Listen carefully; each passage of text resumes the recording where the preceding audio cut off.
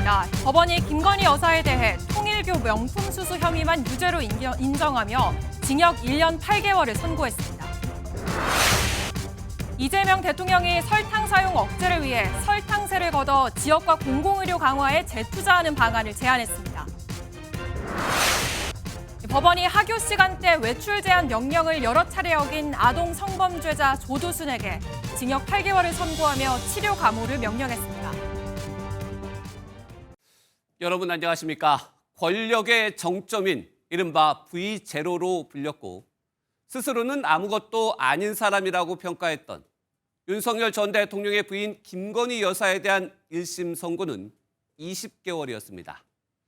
특검의 구형 15년, 그러니까 180개월에 비하면 9분의 1 형량입니다. 재판부는 도이치모터스 주가 조작과 명태균 씨 여론조사 관련 혐의는 무죄, 통일교 금품 수수만 유죄로 판단했습니다. 김 여사의 1심 재판 결과를 먼저 박은채 기자가 보도합니다. 특검 기소 5개월 만에 김건희 여사가 1심에서 징역 1년 8개월을 선고받았습니다. 도이치모터스 주가 조작, 명태균 여론조사, 통일교 금품 수수 등 3가지 혐의 가운데 통일교 청탁 관련 알선수재 일부 혐의만 유죄로 인정됐습니다. 1,200만 원 상당의 샤넬 가방, 6,200만 원 상당의 그라프 목걸이가 통일교 사업 청탁을 인식한 상태에서 받은 금품으로 인정됐습니다. 피고인이 그 청탁 내용을 인식하면서 그 다음날 전성배로부터 그 처남을 통해 목걸이를 전달받았으므로 이는 청탁에 대한 알선의 대가 및 명목으로 받은 것으로 판단됩니다. 재판 시작부터 중국 고대 사상가 한비자의 표현을 인용해 권력에 따른 법 적용에 차별이 없어야 한다고 강조하며 영부인은 대통령에게 지대한 영향을 미칠 수 있는 상징적 존재라고 밝혔습니다. 법의 적용에는 권력자이든 아니면 권력을 잃은 자이든 예외나 차별이 없어야 합니다. 마찬가지로 무죄 추정의 원칙이나 불분명할 때에는 피고인의 이익으로와 같은. 하지만 피고인은 자신의 지위를 영리 추구의 수단으로 오용했다고 지적했습니다. 또 청탁이 결부된 고가의 사치품을 뿌리치지 못하고 자신을 치장하는 데 급급했다고 다그쳤습니다. 윤석열 전 대통령에 이어 김 여사까지 유죄 판결을 받으면서 헌정사상 전직 대통령 부부가 동시에 실형을 선고받는 첫 사례가 됐습니다. MBN 뉴스 박은채입니다. 김건희 여사의 핵심 혐의인 주가 조작과 명태균 게이트 관련 의혹은 결국 특검의 주장이 모두 뒤집혔습니다. 무죄 판결의 이유, 이어서 우종환 기자입니다. 자본시장과 금융투자업에 관한 법률 위반의 점, 정치자금법 위반의 점, 2022년 4월 7일경 특정범죄 가중처벌 등에 관한 법률 위반, 알선 수재의 점은 각 무죄. 재판 당시 재생된 40% 주기로 했어 같은 김건희 여사의 육성을 두고 특검은 도이치모터스 주가 조작 가담 증거라고 주장했습니다. 재판부는 김 여사가 주가 조작 주범들의 범행을 알긴 했을 것 같다고 판단했습니다. 하지만 공범으로 볼 정도로 역할을 적극적으로 나눴다고 볼 증거가 없다고 봤습니다. 피고인이 시세 조정에 있어서 어떠한 역할을 수행하였는지에 관한 자료가 없습니다. 기소한 주가 조작 기간 중 대부분은 공소시효도 지났다고 덧붙였습니다. 명태균 씨가 무상으로 여론조사를 제공한 것도 홍보 목적일 뿐 불법 정치 자금으로 볼 수 없다고 판단했습니다. 여론조사 대가로 김영선 전 국민의힘 의원 공천을 약속했다는 의혹은 김 여사 육상도 공개됐지만 당선인이 지금 전화했는데 하여튼 당선인 이름 팔지 말고 그냥 믿으라고 했어요. 지금 전화해서. 예, 고맙습니다. 당연하죠. 재판부는 여론조사 대가로도 공천 개입 자체도 단정할 수 없다고 판단했습니다. 김영선에 대한 공천은 국민의힘 공천심사위원회에서 위원들 사이의 토론을 거쳐 투표에 의하여 결정된 것으로 보입니다. 통일교 측으로부터 3차례에 걸쳐 샤넬백과 그라프 목걸이를 받은 혐의 중에서도 한 차례는 청탁이 명확하지 않다며 무죄로 판단했습니다. MBN 뉴스 우종환입니다. 전 영부인 재판이 생중계된 건 이번이 처음입니다. 김건희 여사는 고개를 숙인 채 선고를 묵묵히 들었습니다. 법정 모습은 이혁재 기자가 정리했습니다. 검은색 정장 차림을 한 김건희 여사가 교도관에 이끌려 법정에 들어섭니다. 이전 재판에 출석했을 때처럼 머리는 묶고 마스크와 안경을 착용했습니다. 외투에 부착된 수임번호 배지도 눈에 띕니다. 전 영부인에 대한 재판이 생중계된 건 이번이 처음입니다. 선고가 진행되는 동안 김 여사는 대체로 고개를 숙인 채 재판부의 말을 묵묵히 들었습니다. 일부 혐의에 대해 무죄가 선고되자 변호인을 향해 자신이 들은 게 맞는지 확인하는 듯한 모습도 영상에 담겼습니다. 재판부가 주문을 읽는 순간에는 큰 움직임 없이 바닥을 응시했습니다. 무죄가 선고된 부분을 공시할지 묻자 작은 소리로 거절했습니다. 없습니다. 재판부가 퇴정하기 전 김 여사는 재판부를 향해 2차례 허리를 숙였습니다. 김 여사는 변호인을 통해 재판부의 엄중한 지적을 겸허히 받아들이며 저로 인해 심려를 끼쳐드린 점에 대해 송구하게 생각한다고 전했습니다. 법과 양심에 따라 판결한 재판부에 감사드린다고 밝힌 김 여사 변호인단은 정치적인 특검이었다고 비판했습니다. 저희는 지금 무죄가 난 부분에 대해서는 특검에서도 조속히 항소 포기를 해야 되지 않나 이런 생각을 합니다. 샤넬백 수수 등 일부 유죄가 난 부분에 대해서는 사안에 비해 선고가 무겁다며 항소할 예정이라고 전했습니다. MBN 뉴스 이혁재입니다. 판결에 대한 여야 정치권의 판단은 달랐습니다. 민주당은 해괴한 판결이라고 비판했고 국민의힘은 공식 입장을 내지 않은 채 거리를 두는 모습입니다. 장가희 기자입니다. 해괴한 판례, 국민 상식 무시. 민주당은 김건희 여사의 징역 1년 8개월을 선고한 법원을 이같이 비판했습니다. 내란으로 민주주의를 흔들고 사익으로 국정을 망친 죗값에는 턱없이 부족합니다. 민주당 개별 의원들도 SNS를 통해 일제히 재판부에 날을 세웠습니다. 특히 이번 판결은 정의의 실현이 아닌 봐주기의 결과라며 사법개혁을 촉구하는 목소리도 나왔습니다. 조국혁신당은 경악스러운 재판이었다며 법이 모두에게 공평하게 적용되지 않는다는 것을 보여준 절망의 선고였다고 했습니다. 하지만 국민의힘은 윤석열 전 대통령이 체포 방해 혐의로 징역 5년을 선고받은 때에 이어 공식 입장은 자제했습니다. 특별하게 논평이나 입장을 낼 상황이 아닌 것 같고요. 이제 사법부의 판단을 존중을 해야죠, 기본적으로. 개혁신당은 권력의 원칙과 질서를 무너뜨린 정치적, 도의적 책임은 끝나지 않았다며 국민과 역사의 엄중한 평가가 진행 중이라고 목소리를 높였습니다. MBN 뉴스 장가입니다. 김건희 특검은 곧바로 항소 방침을 밝혔습니다. 법리적으로는 물론 상식적으로 수긍하기 어렵다며 판단을 바로잡겠다는 입장입니다. 현주호 기자가 전해드립니다.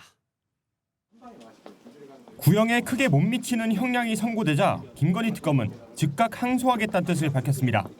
특검은 무죄 부분에 대해 법리적으로는 물론 상식적으로도 납득하기 어렵다며 유죄 부분도 사안에 비춰 매우 미흡하다고 했습니다. 그러면서 재판부의 판단을 바로잡기 위해 항소할 예정이라고 밝혔습니다. 애초 무리한 기소였다는 지적도 나옵니다. 도이치모터스 주가 조작 의혹은 검찰 수사 단계에서 이미 한 차례 무혐의 처분됐던 사건입니다. 주범들과 시세 조정을 공모하였다거나 그들의 시세 조정 범행을 인식 또는 예견하면서 계좌 관리를 위탁하거나 직접 주식 거래를 하였다고 보기 어려워. 이후 서울 고검이 재수사를 하기로 하면서 사건은 특검으로 이첩됐고 특검 수사 과정에서 김건희 여사가 주가 조작을 알고 있던 정황이 담긴 육성 녹음 파일이 나오게 됐습니다. 하지만 특검은 김 여사가 주가 조작 일당과 범행을 공모했다는 결정적 증거는 찾지 못했습니다. 재판부는 김건희 여사가 시세 조종 행위를 인식하고 용인했다고 해도 공범이 되지는 않는다고 설명했습니다. 명태균 여론조사 의혹에서는 2억 7천만 원 상당의 여론조사를 청탁 도구로 본 특검 판단 자체를 재판부가 인정하지 않았습니다. 김 여사가 통일교 측으로부터 받은 금품 역시 일부만 유죄가 인정된 만큼 특검의 기소가 무리였다는 지적을 피하기 어려워 보입니다. MBN 뉴스 현주호입니다. 전 영부인이 역사상 처음으로 실형을 선고받았습니다. 1심 판결의 의미를 좀 더 살펴보겠습니다. 사회부 김태희 기자가 나와 있습니다. 김 기자, 지금 뒤에서 본 것처럼 특검의 구형량의 9분의 1, 1심 판결의 결과입니다. 봐주기 판결인가요? 아니면 앞서 기사에도 나왔지만 특검의 무리한 어떻게 보면 기소였나요? 일단 형량이 크게 낮아진 거는요. 혐의 3개 가운데 하나만, 그것도 일부만 유죄로 인정됐기 때문입니다. 그렇죠. 특히 특검이 내세운 핵심 혐의였던 도이치모터스 주가 조작과 명태균 씨 여론조사 부분을 모두 무죄로 판단했습니다. 그럼 특검의 수사가 미진했다, 부족했다 이렇게 얘기해도 될까요? 이 판결 내용만 보면 유죄를 입증할 만큼 증거가 충분하지 않았다고 볼 수 있습니다. 네. 오늘 재판부도 선고에 앞서 권력자든 비권력자든 증거에 따라 판단한다는 점을 분명히 했습니다. 한 부장판사는 MBN 취재진과 통화에서 증거를 갖추는 등 정확한 법적 판단보다 여론에 떠밀리는 수사 결과라고 비판하기도 했습니다. 그러면 일부 무리였다는 건데 구체적으로 어떤 점이 그럼 무리였다는 겁니까? 네, 먼저 도이치모터스 주가 조작 사건의 경우 일단 김건희 여사는 기존 검찰 수사에서 한 차례 불기소 처분을 받은 사안이었습니다.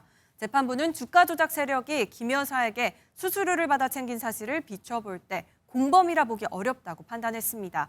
다만 도이치모터스 1차 수사를 담당했던 김태훈 대전고검장은 1심 판단이 부당하다며 항소심에서 바로잡혀야 한다고 반발하기도 했습니다. 명태균 씨 여론조사 제공 혐의에 대해서는 지난 2011년 대법원 판례가 있는데요. 당시 대법원은 정치자금 기부가 아니라 여론조사 업체가 일감을 따내기 위한 영업행위로 봤는데 이번 재판부의 결정도 이 흐름과 비슷합니다.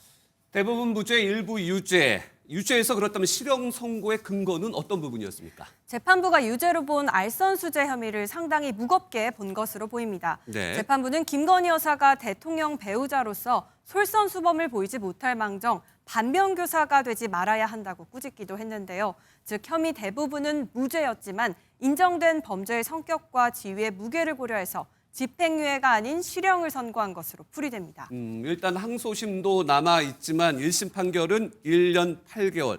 그렇다면 김건희 여사는 언제까지 수감이 되는 겁니까? 네, 아직 다른 재판과 항소심 가능성도 남아있어서 단정할 순 없습니다. 네. 다만 1심 형량인 징역 1년 8개월이 확정될 경우 지난해 8월부터 시작된 구속기간을 제외하면요. 내년 상반기에 형기를 마치게 됩니다. 그런데 이번이 끝이 아니라 다른 재판도 더 남아있죠? 네, 오늘 판결은 1심인 만큼 특검이 즉각 항소 의사를 밝힌 상태고요. 네. 김건희 여사는 오늘 재판 외에도 추가로 기소돼 2개의 다른 재판을 더 받아야 합니다. 통일교 측을 동원해 국민의힘 전당대회에 개입했다는 정당법 위반 혐의와 각종 금품을 수수한 이른바 매간매직 의혹에 대한 재판이 남아 있습니다. 네, 김건희 여사의 1심 판결 짚어봤습니다. 사회부 법조팀 김태희 기자였습니다. 네, 오늘 법원에선 주요 사건 선고가 잇따랐습니다. 통일교 돈을 받은 혐의를 받은 권성동 국민의힘 의원과 그 돈을 준 혐의를 받는 윤영호 전 통일교 본부장에 대한 선고도 있었습니다. 이 선고 내용은 박규환 기자가 전해드립니다. 통일교로부터 불법 정치자금을 받은 혐의로 재판에 넘겨진 권성동 국민의힘 의원에게 법원이 징역 2년을 선고했습니다. 권 의원은 2022년 1월 윤영호 전 통일교 세계본부장으로부터 윤석열 정부의 교단 지원 등 청탁과 함께 1억 원을 건네받은 혐의를 받습니다. 1심 재판부는 피고인의 범행은 국민의 기대와 헌법상 책무를 저버린 행위라고 질타했습니다. 또 15년간 검사로 재직한 법률 전문가인데도 수사 초기부터 혐의를 부인해 비난 가능성이 크다고 밝혔습니다. 1심이 판단한 징역 2년이 상급심에서 확정되면 권 의원은 의원직을 상실하고 향후 10년간 선거에 출마할 수 없게 됩니다. 권 의원과 김건희 여사에게 통일교 현안 청탁을 목적으로 금품을 전달한 혐의를 받는 윤영호 전 통일교 세계본부장에 대한 선고도 열렸습니다. 재판부는 청탁 실현 여부와 무관하게 정책의 공정한 집행에 대한 국민 신뢰가 침해됐다며 윤 전 본부장에게 징역 1년 2개월을 선고했습니다. MBN 뉴스 박규원입니다. 네, 그런가 하면 대장동 쌍둥이 사건이라 불리는 위례신도시 개발비리 사건에 대한 1심 선고도 있었습니다. 유동규, 남욱 등 이른바 대장동 3인방 모두에게 법원이 무죄를 선고했습니다. 자세한 내용 최희지 기자입니다. 법원이 위례신도시 개발비리 혐의로 기소된 유동규 전 성남도시개발공사 기획본부장과 남욱 변호사, 정영학 회계사에게 모두 무죄를 선고했습니다. 검찰이 이들을 재판에 넘긴 지 3년 4개월 만에 나온 결론입니다. 앞서 검찰은 이재명 대통령이 성남시장이던 지난 2013년 유 전 본부장 등이 성남도시개발공사의 내부 정보를 남 변호사 등 민간업자에게 알려 배당 이익 211억 원을 챙기게 했다며 징역 2년을 구형했습니다. 앞서 유 전 본부장이 중형을 선고받았던 대장동 사건과 유사한 구조의 혐의입니다. 하지만 법원은 내부 비밀 이용 자체는 인정하면서도 배당 이익과의 인과관계는 인정하기 어렵다고 봤습니다. 피고인들이 얻은 이익은 사업권에 한정된다는 겁니다. 그러면서 공소사실에 사업자 지위 취득을 이익으로 적시하지 않아 혐의가 인정되지 않는다고 설명했습니다. 검찰은 앞서 대장동 사건에서는 항소를 포기해 논란을 불러일으켰었는데 이번 사건에서는 어떤 판단을 할지 관심이 주목됩니다. MBN 뉴스 최희지입니다. 이번엔 관세 소식입니다. 트럼프 대통령 기습적으로 관세 인상을 통보한 지 하루 만에 다시 협상 가능성을 열어놨습니다. 이번에도 압박 후 협상을 이어가는 치고 빠지기 전략입니다. 결국 핵심은 대미 투자를 서두를 하는 건데 쿠팡 문제와 결부시키려는 미국 정치권 움직임도 여전합니다. 워싱턴 강영구 특파원입니다. 트럼프 대통령이 관세 압박 하루 만에 협상 모드로 전환했습니다.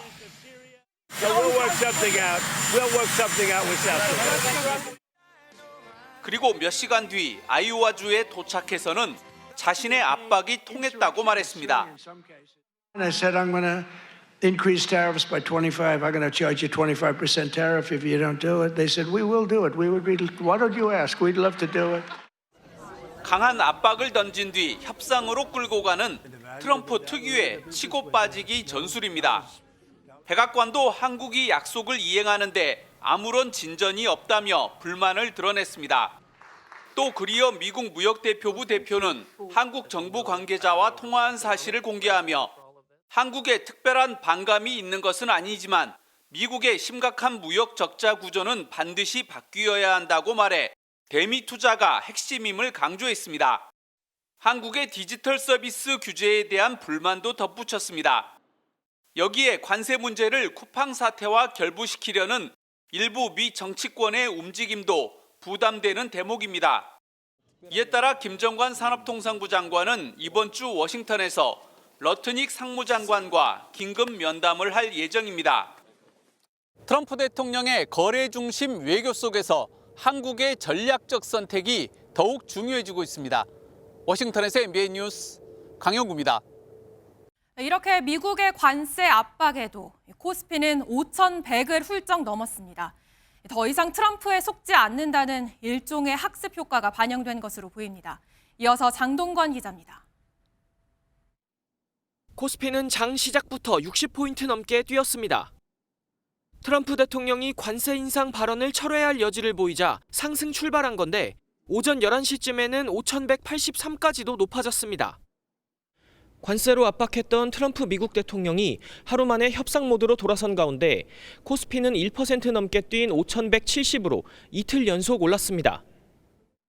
오랜만에 2차 전지주가 힘을 냈습니다. 로봇 배터리 납품 기대감에 LG 에너지 솔루션이 5% 넘게 오르며 시가총액 3위를 탈환했습니다. 삼성전자도 16만 전자를 달성했고 현대차도 관세 악재를 딛고 반등에 성공했습니다. 코스닥은 4.7% 급등하며 1130선도 돌파했습니다. 트럼프 대통령이 연일 관세와 관련된 발언을 이어갔지만 투자자들은 크게 개의치 않았습니다. 너무 왔다 갔다 하는 것 같아서 진짜 할 것 같은 느낌도 있었는데 이러다가 말지 않을까라는 생각도 하긴 했어요. 일부 투자자들은 관세 인상 발언으로 주가가 내리면 샀다가 한 발 물러서면 팔아 차익을 챙기는 이른바 타코 투자에 나섰습니다. 트럼프 관세는 경험적으로 봤을 때 협상을 위한 지렛대이죠. 즉 트럼프 관세에 대한 학습 효과와 내성이 생긴 결과물이 아닙니다. 이런 가운데 원달러 환율은 트럼프 대통령 발언에 23.7원 급락해 1,422.5원으로 석 달 만에 최저 수준으로 주간 거래를 마쳤습니다. MBN 뉴스 장동건입니다. 요즘 혈당이 높은 간식, 두쫑크 열풍 속에 이재명 대통령이 설탕 부담금에 대한 국민의 의견을 물었습니다. 담배처럼 설탕 부담금을 걷는 방안입니다. 설문조사에서 응답자의 80.1%가 찬성한다는 점도 그 근거로 들었습니다. 설탕 부담금은 공공의료에 투자하는 방안도 제안했습니다. 먼저 이 대통령의 발언을 민지숙 기자가 전해드립니다. 이재명 대통령이 SNS에 설탕 부담금에 대한 국민의 의견을 묻는 글을 올렸습니다. 담배처럼 부담금을 매기면서 설탕의 과도한 사용을 억제하는 동시에 지역 공공의료 재원을 마련하는 방안인데 국민 대다수가 동의한다는 점을 함께 언급했습니다. 국민 10명 중 8명은 설탕을 과도하게 사용하는 기업에 물리는 일명 설탕세 도입에 찬성했습니다. 대표적인 과세 대상으로는 탄산음료와 과자, 빵 등이 꼽힙니다. 현행법상 담배 20개 비당 841원의 국민건강증진 부담금이 부과되는데 설탕이 과하게 들어간 제품에도 일정 금액의 부담금을 부과해 국민들의 설탕 섭취를 줄인다는 겁니다. 미국은 5개 주가 하고 있는데 그 평균 가격이 33%를 부과하는데 소비량이 33%가 드라마틱히 줄어들었습니다. 청와대 관계자는 설탕 섭취로 인한 국민 건강권 문제와 재원 활용 방안에 대해 각계의 의견을 수렴할 계획이라고 밝혔습니다. 더불어민주당은 다음 달 국회 토론회를 열고 관련 법안 마련에 착수할 예정입니다. 야당에선 결국 세금을 늘리자는 것으로 서민만 피해를 볼 것이라며 다음엔 소금세를 도입할 것이냐고 지적했습니다. MBN 뉴스 민지숙입니다. 청와대가 오는 5월로 예정된 다주택자 양도세 중과유예 종료 시점을 한두 달 정도 늦출 수 있다고 밝혔습니다. 다만 유예를 연장해 주는 것은 아니고 상황에 맞게 정책을 시행하겠다는 겁니다. 어떤 의미인지 선한빛 기자가 보도합니다.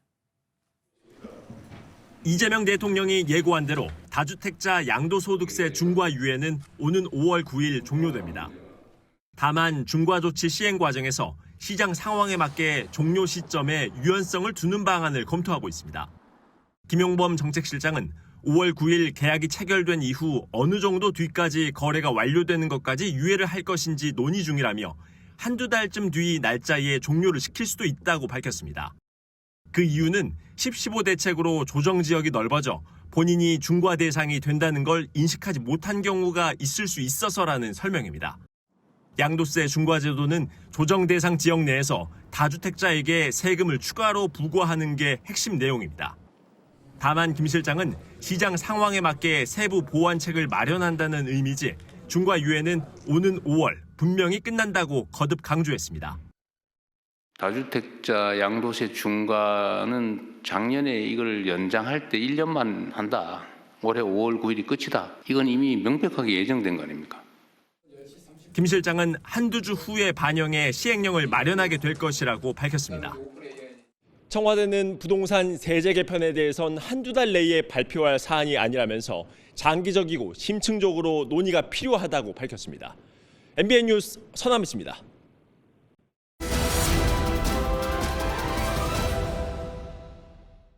정치권 소식입니다. 국민의힘이 내일 한동훈 전 대표에 대한 제명안을 처리할 가능성이 커 보입니다.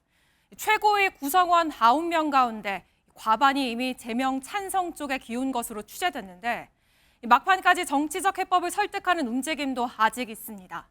하지만 오늘 두 전현직 대표의 말을 들어보면 이미 돌아올 수 없는 강을 건넌 것 아니냐는 관측도 나옵니다. 노하린 기자입니다.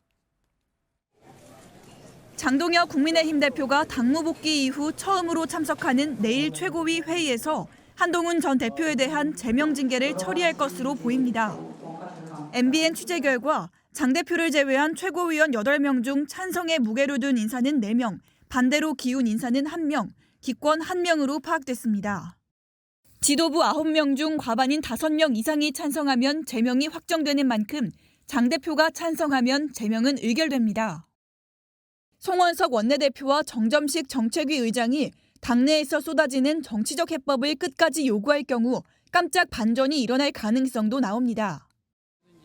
단식 중단 닷새 만에 민생 현장을 찾은 장 대표는 징계 관련 질문에는 말을 아꼈습니다.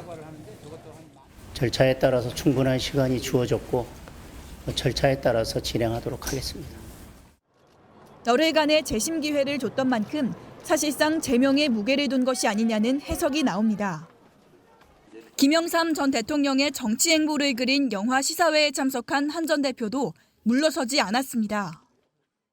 닭의 목을 비틀어도 새벽은 온다고 했던 김영삼 대통령님 말씀처럼 꺾이지 않는 마음으로 국민 믿고 계속 가겠습니다. 장동혁 대표와 한동훈 전 대표 두 사람 모두 한 발도 양보하지 않는 가운데 내일 국민의힘 지도부의 징계 결정에 관심이 쏠립니다. MBN 뉴스 노하린입니다. 이렇게 당 내용이 이어지는 동안 지방선거는 5개월 앞으로 다가왔고 국민의힘 의원들의 단체 채팅방에서도 우려와 불만이 쏟아졌습니다.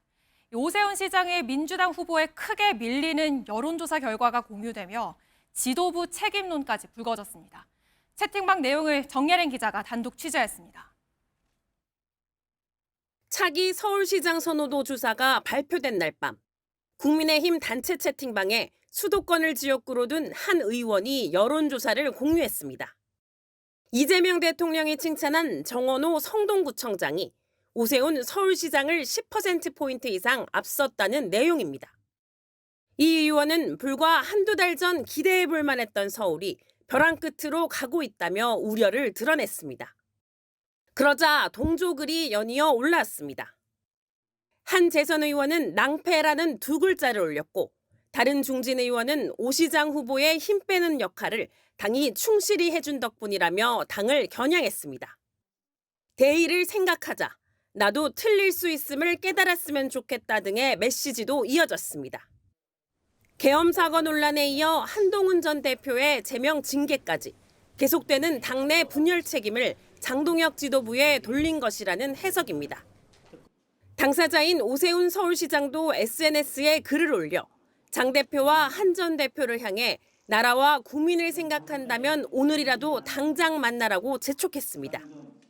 이어 특정인을 찍어내듯 제명하고 뺄셈 정치를 강행하는 것은 모두가 패배하는 길이라고 강조했습니다. 한동훈 전 대표의 제명 이슈가 가라앉지 않는 가운데 지방선거를 목전에 두고 국민의힘 의원들과 출마 후보자들의 마음도 점점 초조해지고 있습니다. MBN 뉴스 정예린입니다. 공천 헌금 의혹 보도입니다. 김경 전 서울시 의원이 지난 강서구청장 보궐선거 출마가 무산되자 한 당직자에게 돈을 너무 많이 썼다는 취지로 토로한 것으로 나타났습니다. 경찰은 김 전 시의원이 후보자 선출 방식을 전략공천에서 경선으로 바꾸기 위해 전방위 로비에 나선 건 아닌지 확인하고 있습니다. 이지율 기자가 단독 보도합니다. 지난 2023년 7월 김경 당시 서울시 의원은 더불어민주당 당직자 A씨와 통화했습니다. A씨는 민주당이 서울 강서구청장 보궐선거에서 현역 시의원은 후보자에서 배제하는 방향으로 정했다는 내용을 전달한 것으로 알려졌습니다. 김 전 시의원은 후보자 경선에 참여하려고 했는데 A씨의 말을 듣자 돈을 너무 많이 썼다, 아깝다라고 대답한 것으로 전해졌습니다. 앞서 김 전 시의원은 김성열 전 개혁신당 최고위원과의 통화에서도 당직자 A씨가 돈을 달라고 해서 잔뜩 줬다는 취지로 말한 정황이 나오기도 했습니다. 경찰은 이러한 내용을 바탕으로 김 전 시의원이 현역 의원에게 줄을 대기 위해 금품 로비를 시도했는지 수사하고 있습니다. 또한 김 전 최고위원을 소환한 뒤 후보자 선출 방식을 유리하게 하기 위해 김 전 시의원과 공모했는지 추궁했습니다. 김경 의원과 관련해서 어떠한 불법적인 행위도 하지 않았습니다. 한밤중에 제가 취한 상태에 있을 때 전화 걸려온 것에 답을 했던 것뿐이고. 다만 일부 통화 녹음에선 김 전 최고위원이 특정 의원을 언급하며 그쪽에 간곡하게 부탁을 하고 왔다는 내용이 있는 것으로 전해졌습니다. 금품 로비 의혹이 짙어지는 가운데 경찰은 김 전 시의원에 대한 재소환을 조율하고 있습니다. MBN 뉴스 이주일입니다. 수차례 외출 제한 명령을 어긴 아동 성범죄자 조두순에게 법원이 다시 징역 8개월을 선고했습니다. 재판부는 전문 치료가 필요하다고 보고 치료 감호도 명령했는데 상태가 좋아지지 않으면 사회와 영구 격리될 가능성도 있습니다. 이재호 기자입니다. 2023년 외출 제한 명령을 위반해 징역 3개월을 선고받은 조두순. 그래요. 잘못했어요. 잘못했는데. 하지만 출소한 뒤에도 법원이 부과한 외출 제한 규칙을 4차례나 어기고 전자발찌도 망가뜨렸습니다. 지난달부터는 성범죄자 정보 공개 기간도 지나 어디에 사는지도 알 수 없게 되면서 불안감은 커졌습니다. 검찰은 반복적인 규칙 위반과 인지능력 저하 가능성 등을 이유로 징역 2년을 구형했고 법원은 징역 8개월을 선고했습니다. 재판부는 과거에도 외출 제한 위반으로 징역형을 선고받은 전력이 있음에도 다시 범행을 저질렀고 전자장치 훼손에 대한 책임도 무겁다며 양형 이유를 설명했습니다. 이어 정신치료를 받지 않을 경우 재범의 우려가 있다면서 치료 감호 명령을 내리며 법정 구속했습니다. 조두수는 형기를 모두 마치면 원래 살고 있던 이곳으로 돌아오지 않고 치료 감호 시설로 옮겨지게 됩니다. 법원의 판단하에 치료 감호 조치가 연장되는데 상태가 나아지지 않는다면 영구 격리도 가능합니다. 다행이라 생각해요. 건너편에 초등학교가 있잖아요. 놀이터도 이렇게 곳곳에 있는데 애들 학교 시간에 나오고 그러니까. 조두순으로 인해 특별 순찰 활동을 벌였던 경찰은 이제 일반 순찰로 전환할 예정입니다. MBN 뉴스 이조입니다. 지난달 대전의 한 마트 주차장에서 50대 여성이 차량에 깔리는 사고가 발생했습니다. 위급한 상황에서 시민들은 물론 마트 직원들이 힘을 모아 이 여성을 무사히 구조했습니다. 당시 상황 김영현 기자가 보도합니다. 마트 주차장에서 한 여성이 허리를 숙이고 손에 든 비닐봉지 안을 살핍니다. 그 순간 출입구를 향해 좌회전하던 SUV가 여성을 그대로 덮칩니다. 차량 앞바퀴에 여성의 다리가 깔린 상황. SUV는 상황이 더 악화될까 봐 옴짝달싹 못합니다. 1분 1초가 급한 순간에 시민들이 하나둘 모여 차를 들어 올려보지만 차체만 살짝 들립니다. 이번에는 다른 시민들과 마트 직원들이 달려들었습니다.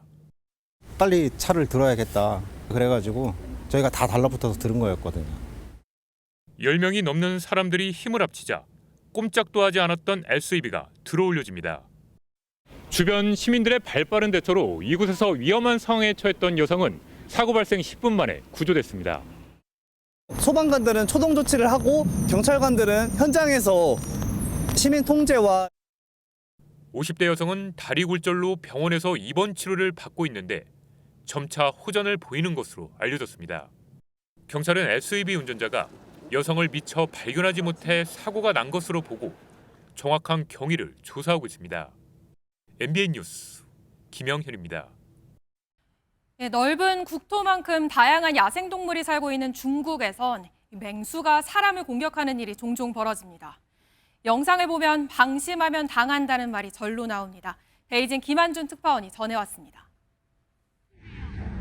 설원에서 풍경 사진을 찍는 사람들 뒤로 눈표범, 그러니까 설표 한 마리가 보입니다. 그런데 더 자세히 살펴보니 사람이 엎드린 채 설표와 함께 있는 게 확인됩니다. 중국 신장 이구르 자치구의 한 스키장에서 사진을 찍던 사람의 얼굴을 설표가 공격한 겁니다.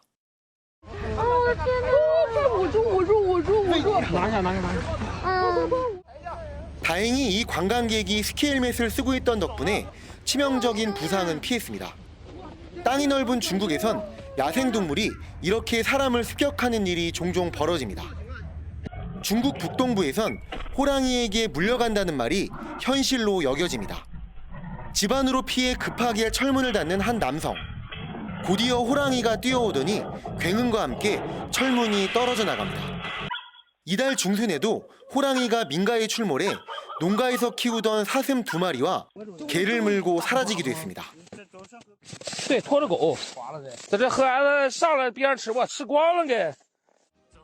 가방을 뺏으려고 달려드는 원숭이.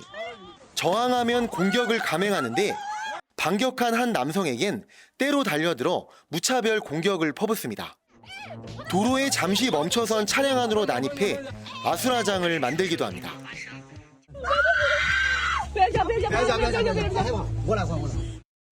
중국 전문가들은 야생동물은 통제가 불가능한 자연의 일부이기 때문에 발견하면 가까이 가기보다는 즉시 피해야 한다고 당부했습니다. 베이징에서 MBN 뉴스 김한준입니다. 루마니아에서 유로파리그 원정 경기를 보러 가던 축구팬 7명이 교통사고로 사망했습니다. 추월을 하려다 벌어진 참변인데요. 이한나 기자가 전해드립니다. 차선을 바꾸던 검은색 미니밴이 반대편 빨간색 트럭과 강하게 부딪히더니 폭발하듯 산산조각 나버립니다. 현지 시각 27일 루마니아 티미슈주의 한 국도에서 미니밴이 추월을 시도하다 반대편 트럭과 정면 충돌한 겁니다. 최대 9명이 탈 수 있는 미니밴에는 그리스 유명 축구팀 파우크의 팬 10명이 타고 있었습니다. 내일 열리는 경기를 관람하려고 그리스에서 프랑스 리옹으로 가던 중이었는데 7명이 숨지고 3명이 크게 다쳤습니다. 파우크는 자신들의 홈구장에 조기를 걸고 애도했습니다. 복면을 쓴 남성 5명이 SUV 차량에서 연장을 꺼냅니다. 능숙하게 잠긴 가게 문을 열더니 체인을 어딘가에 연결하고서 그대로 내달립니다. 현지 시각 27일 미국 시카고에서 절도범들이 편의점 ATM기를 통째로 뜯어낸 겁니다. 단 4분 만에 수천 달러, 우리 돈으로 수백만 원을 훔쳐 달아났습니다. 경찰은 용의자들이 최근 발생한 지역 절도 사건 11건에 연루된 것으로 보고 수사에 나섰습니다. 흙바닥 위 전소한 경비행기에서 검은 연기와 불길이 걷잡을 수 없이 치솟습니다. 현지 시각 오늘 오전 8시 45분쯤 5명이 탄 경비행기가 인도 마하라슈트라주에서 착륙하려다 갑자기 추락해 탑승객 모두 사망했습니다. 비행기에는 마하라슈트라주 파와르 부총리가 타고 있었는데 선거 유세에 참석하려고 이동 중이었던 것으로 전해졌습니다. 파와르 부총리는 마하라슈트라주에서 2번째로 높은 선출직 공직자로 인도 모디 총리는 사고 후 매우 충격적이고 슬프다며 애도했습니다. MBN 뉴스 이한나입니다. 트럼프 행정부의 이민 정책을 향한 반발이 올림픽으로까지 확산하고 있습니다. 다음 달 열리는 이탈리아 동계올림픽 보안 작전에 미 이민 세관 단속국 요원들이 투입된다는 소식이 전해지자 이탈리아가 격렬하게 반발하고 나섰습니다. 한여애 기자입니다. 이탈리아 야당 의원들이 아이스는 나가라는 팻말을 들고 일제히 자리에서 일어납니다. 다음 달 이탈리아에서 열리는 동계올림픽에 미국 이민 세관 단속국 아이스 요원들이 투입된다는 소식에 항의에 나선 겁니다. 밀라노 시장도 살인이란 단어를 꺼내들며 강하게 반대했습니다. È un corpo di polizia che agisce nella totale illegalità, a parte che uccide. Ma in ogni caso anche illegalità vuol dire entrare nella casa. 거센 반발에 미 당국은 아이스가 해외에서 이민 단속 작전을 수행하는 게 아니라고 강조했습니다.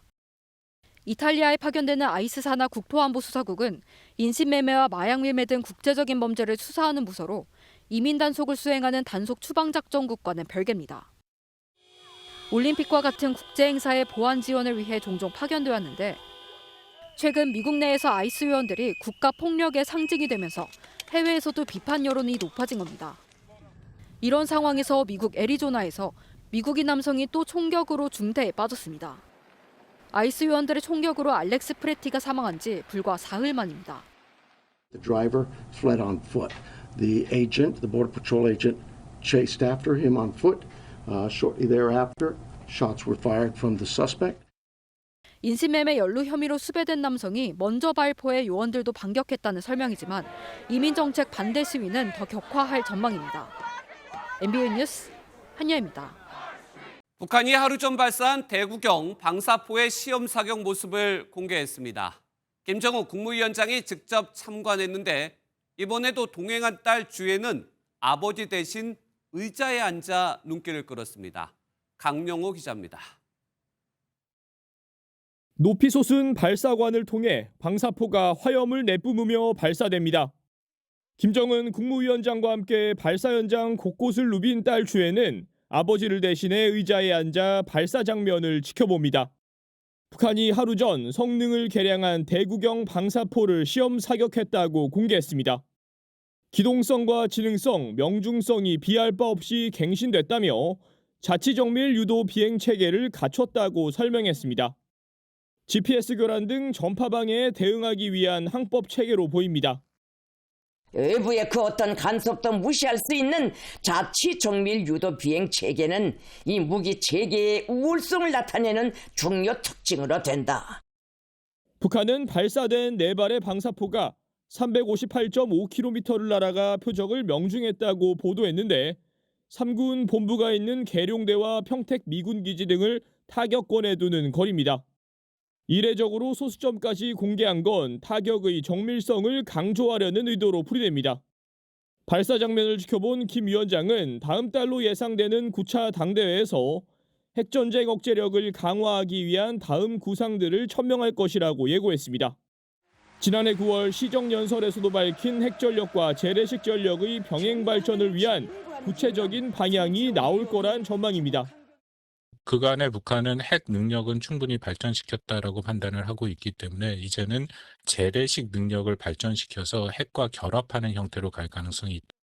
이번 발사는 엘브리지 콜비 미 전쟁부 차관의 아시아 순방에 맞춰 이뤄졌다는 점에서 대미 무력 시위의 성격도 있는 것으로 분석됩니다. MBN 뉴스 강용입니다. SK하이닉스가 지난해 영업이익 47조 원을 넘기며 역대 최대 실적을 기록했습니다. 삼성전자의 전사 영업이익도 처음으로 넘어섰습니다. 이승민 기자가 보도합니다. SK하이닉스가 지난해 연간 매출 97조 1천억 원, 영업이익 47조 2천억 원을 기록했다고 발표했습니다. 1년 전보다 매출은 47% 늘었고 영업이익은 2배로 뛰며 역대 최대 실적을 갈아치웠습니다. 잠정 실적을 발표한 삼성전자의 반도체와 모바일 사업 부문을 모두 합친 영업이익을 사상 처음으로 넘어섰습니다. 특히 지난해 4분기 영업이익률은 58%에 달했습니다. 100원어치를 팔아 60원 가까이 남긴 셈인데 글로벌 파운드리 1위인 대만 TSMC의 영업이익률도 뛰어넘었습니다. 이 같은 역대급 실적의 중심에는 AI 반도체 핵심 부품인 HBM이 있었습니다. HBM 매출은 전년보다 2배 이상 늘었고 올해 범용 D램 가격 상승까지 겹치며 수익성이 크게 개선됐습니다. 지난해하고 올해하고 SK하이닉스가 HBM 쪽에서의 경쟁력은 전 세계 1위라는 부분은 큰 변함은 없는 것 같습니다. SK하이닉스는 올해 차세대 격전지로 떠오르는 6세대 HBM4 시장에서 주도권을 이어간다는 전략입니다. 이미 최대 고객사인 엔비디아 물량의 3분의 2 이상을 확보한 것으로 알려졌습니다. 공급량을 전례 없이 빠른 속도로 소진을 시키고 있습니다. 이제는 성능이 아니라 공급 자체가 병목화가 되고 있습니다. 이를 바탕으로 올해 SK하이닉스가 최대 130조 원에 달하는 영업이익을 달성하고 영업이익률 또한 60%를 돌파할 거란 전망도 나옵니다. 시장 기대가 연일 커지면서 SK하이닉스 주가는 84만 원을 넘어섰고 시가총액은 612조 원을 달성했습니다. MBN 뉴스 이승민입니다. 현 정부 들어 진정된 의정 갈등이 다시 불붙고 있습니다. 쟁점은 역시 의대 증원 문제입니다. 정부 추계에 따르면 앞으로 5년간 매년 800명 안팎으로 증원이 이루어져야 하는데 의사단체는 절대 안 된다며 반발하고 있습니다. 한범수 기자가 전해드립니다.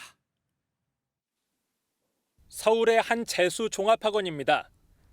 학생들 상당수는 입시 성적이 나쁘지 않은데도 의대에 가려고 일찌감치 재수를 선택했습니다. 치열한 경쟁률에도 불구하고 의대를 지망하고 있습니다. 다른 직업은 염두에 두고 있지는 않습니다. 의대 진학 열기가 뜨거운 가운데 내년부터 다시 의대 증원이 이뤄질 것임을 시사하는 정부 발표가 나왔습니다. 보건복지부는 보건의료정책심의위원회에서 오는 2037년 3,600명에서 4,200명의 의사가 부족할 것이라는 추산을 확정했습니다. 이 추계대로면 2031년까지 매년 800명 안팎으로 의대 증원이 추진될 전망입니다. 지역 필수 공공의료 분야의 인력 부족 해소를 위해 신규로 증원되는 의사 인력은 지역의사로 양성하기로 결정했습니다. 지역의사 전형은 서울을 제외한 전국 32개 대학에서만 시행되고 해당 지역에서 고등학교를 나오지 않으면 지원 자체가 불가능합니다. 졸업 이후에는 그 지역에서 10년간 의무 복무를 해야 합니다. 하지만 의사단체는 2040년에는 의사 수가 18,000명 초과할 것이라며 오히려 정원을 줄여야 한다고 정부 방침에 강하게 반발하고 나섰습니다. 전공의들 역시 정부 추계에는 인공지능이 의료 인력을 대체할 가능성이 제대로 반영되지 않았다고 주장했습니다. 의대 증원이라는 예민한 문제가 다시 떠오르면서 의정 갈등의 골이 깊어지는 모습입니다. MBN 뉴스 한범수입니다. 네, 경부고속도로 타고 서울로 들어올 때 항상 막히는 곳이 바로 양재나들목 구간입니다. 심할 때는 달래내 고개를 넘는 순간부터 정체가 시작돼 양재는 물론 반포까지 거북이 걸음이 이어지는데요. 바로 옆에 왕복 4차선 새 고속도로가 건설됩니다. 이시열 기자가 취재했습니다. 출근 시간 경부고속도로 서울 방향이 차들로 꽉 막혔습니다. 퇴근 시간에도 거북이 걸음은 이어집니다. 경부고속도로에서 상습 정체로 가장 악명이 높은 양재나들목 구간입니다. 네, 이제 퇴근 시간이 거의 다 돼가고 있는데요. 이번엔 제가 직접 차를 타고 이곳 판교에서부터 양재나들목을 빠져나오는 데까지 과연 얼마나 걸리는지 확인해 보도록 하겠습니다. 얼마 안 돼 정체가 시작되더니 양재나들목을 벗어나는데 27분가량 걸렸습니다. 뻥 뚫리면 5분도 걸리지 않는 거리입니다. 제가 외근을 나거나 이럴 때 서울로 진입할 때마다 항상 양재 IC에서 시간이 항상 많이 걸렸거든요. 요즘엔 차량이 더 늘어 밤에도 막히지 않는 날이 거의 없을 정도가 되자 정부가 추가 고속도로 건설에 속도를 내고 있습니다. 판교부터 서초 우면산 터널까지 경부고속도로 바로 옆 10.7km 구간에 왕복 4차선 민자도로 사업자 선정을 위한 공고에 들어간 겁니다. 사업비는 5,612억 원. 수도권 남부에서 서울로 진입하는 시간이 크게 줄어들 것으로 정부는 기대합니다. 우회도로가 이제 개설되면서 그 정체가 상당 부분 완화가 되고요. 경부고속도로의 이제 기본 간선 기능도 개선될 것으로 기대됩니다. 정부는 이번 절차를 통해 선정된 우선 협상 대상자와 협상을 거쳐 29년 착공, 34년 개통을 목표로 사업을 추진합니다. MBN 뉴스 이시열입니다. 네, 유엔군 사령부는 한국 정부가 비군사적 목적에 한해 비무장지대 출입의 권한을 행사하는 이른바 DMZ법에 대해 우려를 나타냈습니다. 유엔사 관계자는 국방부 기자단과의 간담회에서 이 해당 법안에 대해 유엔군 사령관의 권한을 부정하고 있다며 정전협정과 정면 충돌한다고 설명했습니다.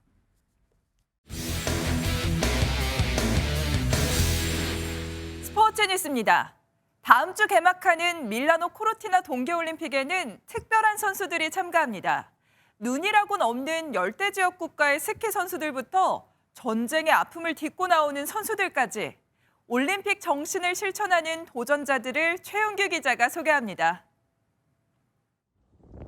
눈발을 휘날리며 설원을 질주하는 이 선수는 바로 1년 내내 눈이 오지 않는 자메이카의 스키 국가대표 앙리 리버스입니다. 새 쌍둥이인 앙리는 누나들과 함께 매년 미국 등 다른 나라에서 훈련하면서 올림픽 출전의 꿈을 키웠고 결국 올림픽 티켓을 따냈습니다. 2년 전 강원 청소년 동계올림픽에도 출전해 우리나라에 왔던 앙리는 이번엔 감독인 아버지와 누나들과 함께 이탈리아로 쿨러닝을 떠납니다. I'm ecstatic. I don't like to think about it too much because it tears me up a lot, you know? 연평균 섭씨 27도의 열대 지역인 필리핀에서는 17살의 탈룰라 푸룰이 이탈리아 설원으로 향합니다. 미국에서 열린 예선 마지막 날 극적으로 기준을 통과하며 필리핀 여성 선수 최초로 동계올림픽에 나서는 푸룰은 눈 없는 나라의 희망이 되고 싶다는 각오로 올림픽에 도전합니다. 러시아와 전쟁 중인 우크라이나 선수들도 올림픽 무대에 나섭니다. 훈련 중 폭발음도 들리고 훈련장도 폐허가 됐지만 올림픽을 향한 꿈은 멈출 수 없습니다. Спортом можна показати, що Україна сильна. Вони дізнаються про нас як єдність, як силу, як волю. 참가 자체만으로도 금메달인 특별한 도전자들이 이번 올림픽을 더 빛내고 있습니다. MBN 뉴스 최영규입니다. 부상 중이던 파리 생제르맹의 이강인이 챔피언스리그 경기를 앞두고 팀 훈련에 복귀했습니다. 자신의 이적을 막은 엔리케 감독과도 웃으며 얘기를 나눈 이강인. 내일 뉴캐슬전 출전에 골까지도 기대해 볼게요. 스포츠 뉴스였습니다.